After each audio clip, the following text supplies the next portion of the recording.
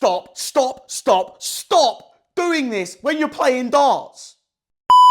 There are many times that I am playing with other people or people that I might be playing on stream with or anything like that where I see certain people do some things that I wish they ended up not doing.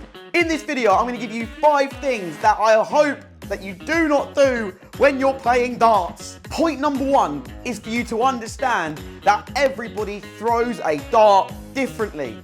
There is no correct way to throw a dart. The only thing that we all have in common is we have a pointy thing in our hands and we are all shooting and throwing at the same targets. That is literally the only thing that is the same. It doesn't matter how you pull your arm back. It doesn't matter how you put your arm through. It literally does not matter. Do not try and change what you feel natural with doing. If it doesn't work for one day, it doesn't work for one day. You know that if you throw,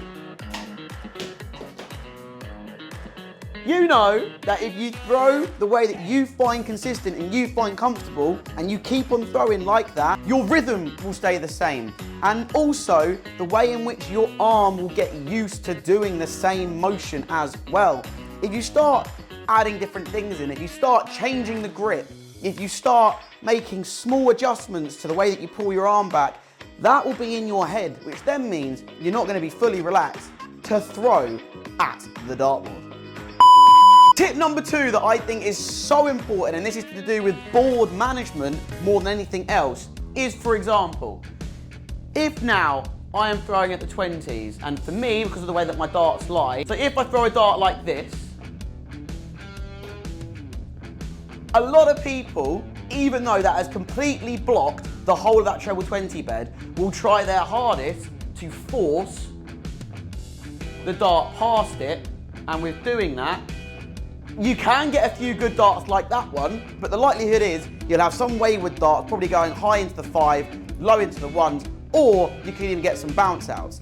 Now what you really should be doing is understanding at the end of the day, switching down to the 19s is not a bad thing to do because the treble difference is 3 points. The chances of you hitting a treble 19 over hitting a blocked treble 20 is so high. So logically, why would you not switch down to the 19s?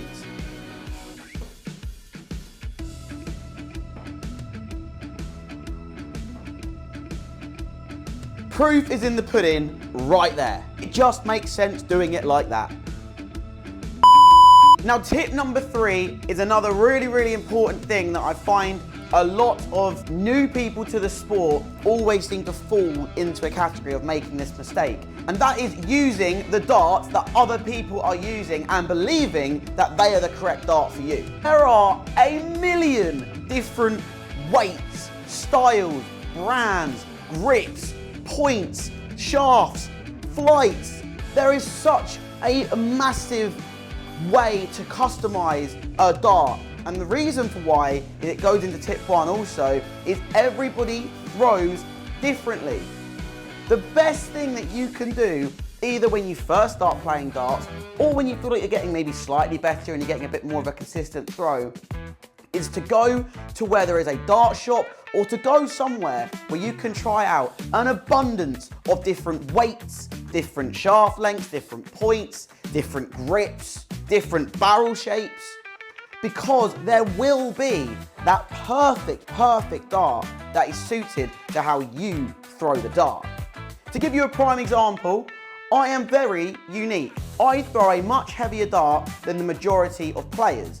I am currently throwing the Ryan Searle Series 3s with, at the moment, intermediate. I'm trying a different shaft length. Even I'm trying to find different sort of mini things that can improve my game.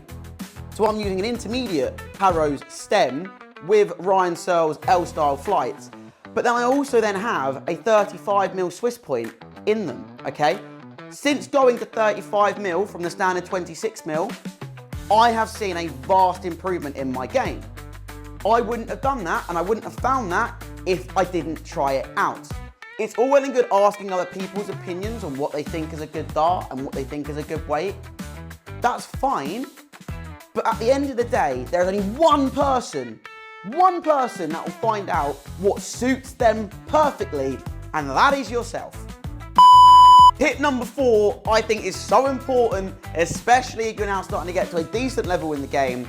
You need to know your counting.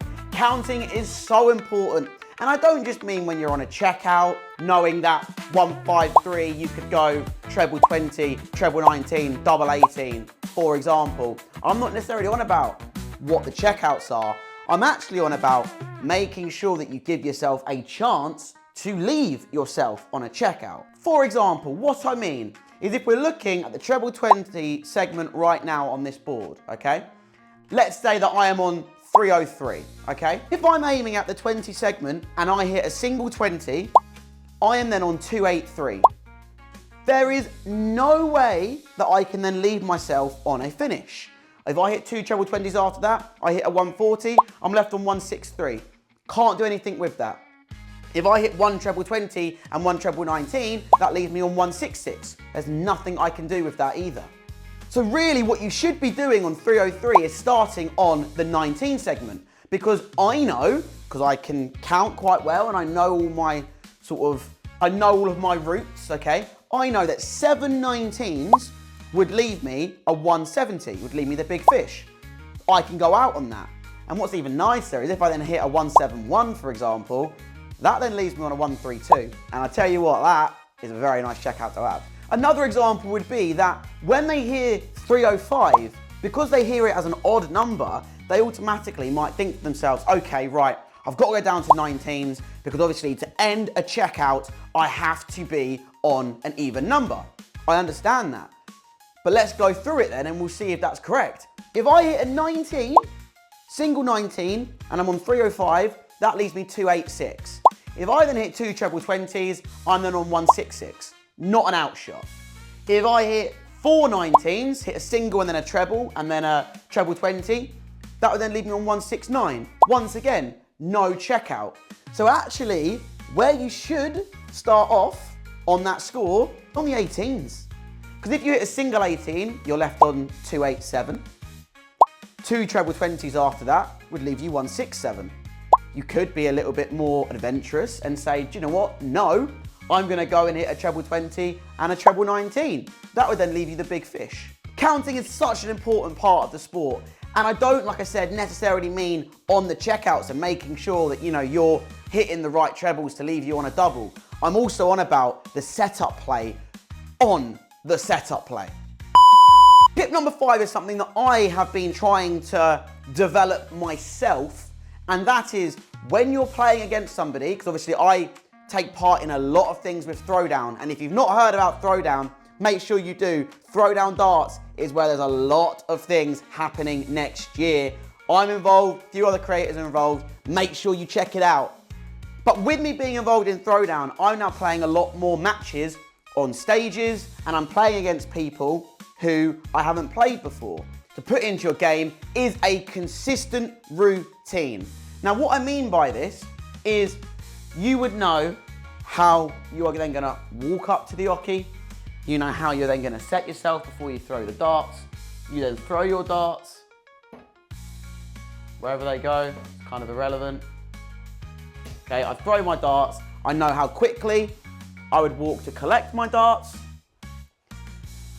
And then this is the important part that not many people figure out, okay? What do you then do? What do you then do as you walk back down behind your opponent who's then going to be throwing? Are you somebody who would go and have a quick little drink of water, for example? Are you somebody who would stand behind your opponent and watch where their darts go? Are you somebody who would look away and distract themselves and just, do what a lot of players do and say they play the board, not their opponent? What is it that you do? This is such an important thing to put into your game to make you not, in unique scenarios and unique settings, get you out of your rhythm, because you can get to a situation where it all goes to being a blur, and then when you then get up to the dartboard, you don't know where you are, you don't know what you're scoring, you don't know what you're doing. A routine is so important, especially on top of the fact you don't know what kind of player you're going to be up against, or if you do, they could be really fast. Also, you don't really know what your opponent's going to be like, or if you did, for example, and I said, oh right, I'm playing Rapid Ricky Evans, I know he is, exactly what it says on the tin, he is so quick throwing his darts and getting to the oche after I've thrown my darts, okay? I can't afford to get out of my rhythm. I need to stay in my routine to keep to my own pace. What happens to a lot is they would then speed up and try and almost be as quick as Rapid Ricky Evans. Or on the flip side, if, for example, I was up against a Justin Pipe or an Alexis Toilo, for example, who's on the tour currently, as we know, probably the slowest player I've ever seen in my life, what are you going to do to distract yourself? You can't get frustrated with someone throwing slowly. What are you going to do? Routine is pivotal. I really hope this video has given you a new sort of look at what actually you should be doing when it comes to a dartboard. For me, the most important one out of the 5 would either be making sure that you find the set of darts that suit you and not your mate, for example, or the counting. I think those two, if you can get those two sorted out, you will see a vast improvement in your game over such a short period of time. But if you've enjoyed the video, guys, make sure you drop a like on this video. Put in the comments if you've used any of these tips and whether or not it's improved your game. Make sure you drop a subscription on the video. Turn the notification bell on. We are now up to 3 videos a week.